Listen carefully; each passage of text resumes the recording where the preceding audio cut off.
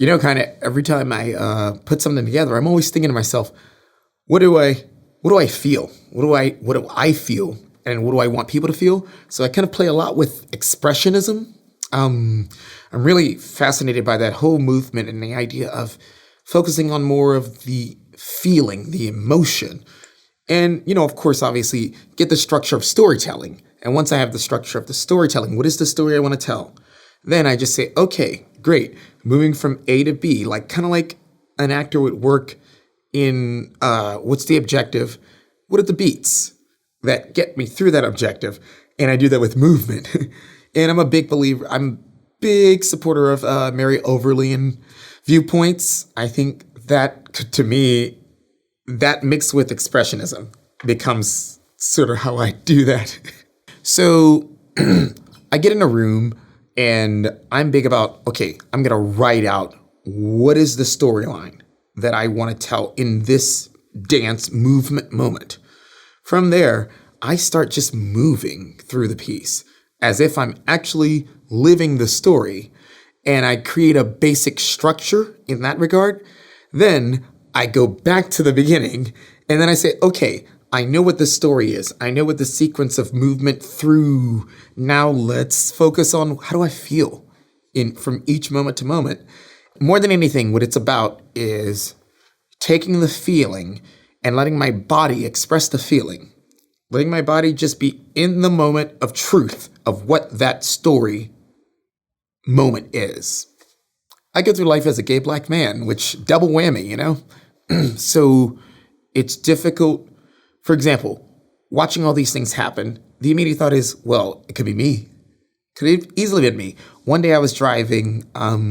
So I've been living car free for 7-8 years. And on this one particular day, I rented a zip car, and it was a white Escalade. And I was in deep over the Rhine, I'll call it, when you cross Liberty going north. And I got pulled over, and I was still confused. I saw the cop car, the lights go on, and I'm like, what did I do? I didn't do anything wrong. It was like early evening. It was a little dark, but not too dark. And as it turns out, apparently, I didn't turn on the lights because I didn't realize that the car wasn't automatic. But in that little flash of me pulling over and waiting, I had 8,000 thoughts go to my mind. All right, Darnell, you got to play the game. Just don't reach for anything. And that's ridiculous. So that's why I'm drawn to this piece. I'm drawn to this piece because it's important that it's frustrating to me that I even have to think about all these steps that I have to make just to a basic thing like getting pulled over. Or even like when I'm walking. Sometimes if I'm walking past police officers, I immediately find myself sort of clenching up. So why I'm drawn to this piece is because I'm hoping that in some way I could help shed some type of light and understanding from both angles. The angle of being the fearful black person, also the angle of being the fearful white police officer with a gun, and how we need to eliminate the fear. So I'm drawn to the piece more in the sense of let's eliminate the fear. We've had these waves happening. Everything from the Black Lives Matter movement to women coming together because of our current political situation. And all of that has sort of amounted to this conversation on mental health. So I see the piece being inspired heavily by what happened in 2001, but then taking that and bringing it to today. So I imagine an arc of here's the problem, really, really setting the problem as clearly as possible. Here are the results of what happens with that problem, and then moving the piece into, okay, now what do we do now with this information? Where can we learn? For example, seeing all of the gun violence happening, not just to black people, but also in general, we have a gun problem. Where does it all stem from? What's the core of it? And the core, what I see, is mental health. We have that current conversation going on in a large way, which is amazing. For the first time ever, we're talking about it in a real way, and it's so common now. I think that I see that becoming the structure of where we are with this conversation. And so for me, in the outline of the piece, I see here's the problem. Here are the results of the problem. Now, what are we going to do about this mental health crisis? More than anything, here we are. We have cars, we have gadgets.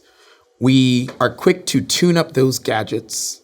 We are quick to bring them into the store to get them fixed. All these things that we have, all these things, we fix them, we clean them, we restore them, we protect them. Now, let's do that with our minds. The most important message more than anything is we put so much effort and time and energy and money into things. Are we putting those same amounts of energy, money, effort into ourselves, into our minds, into our hearts, into our spirits? And more than anything, yeah, that's to me, that's what I hope people leave with is, are we checking in with each other? Are we checking in with ourselves? Truly, aside from just words, actions, how are we actively checking in? That's what I hope people leave with.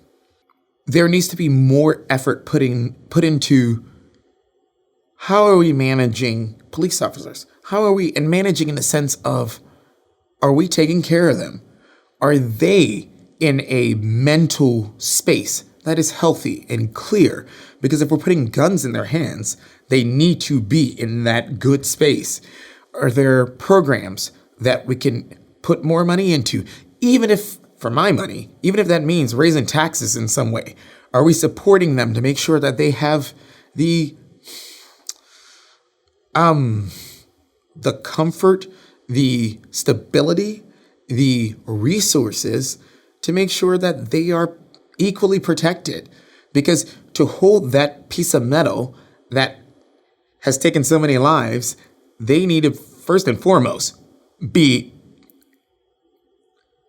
protected in the sense of educated, in the sense of put into programs to ensure their mental health. So for me, that's more than anything, I think that's where it has to start. Because gun control, we can work on that, obviously. But I think it's more here than anything. More than anything, I think somebody should support this because it's important. It impacts all of us. It's not just Black people. It's not just police officers. It's everybody. It's the mental health of the country. Look at what happened with the Black Lives Matter and how that turned into All Lives Matter. And suddenly everybody's up in arms in their own perspective of where the focus needs to be. So obviously to me, if everybody has a different perspective of where the focus is, then we are all affected by this. And I think that's why any and everybody should support this, because we are actually all affected by this.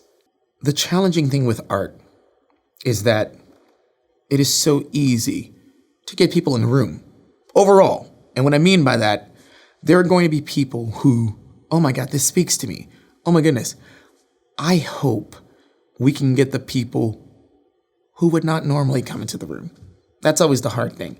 How do you get those people interested? How do you get the racists to come into the room? How do you get the people who don't agree with the fact that police officers are excessively brutal? How do you get the people who don't see this as a problem to come into the room? So I hope more than anything is that we can figure out that. I hope that would, more than anything, I hope that's what we can figure out. How to get those people in the room to just have the conversation.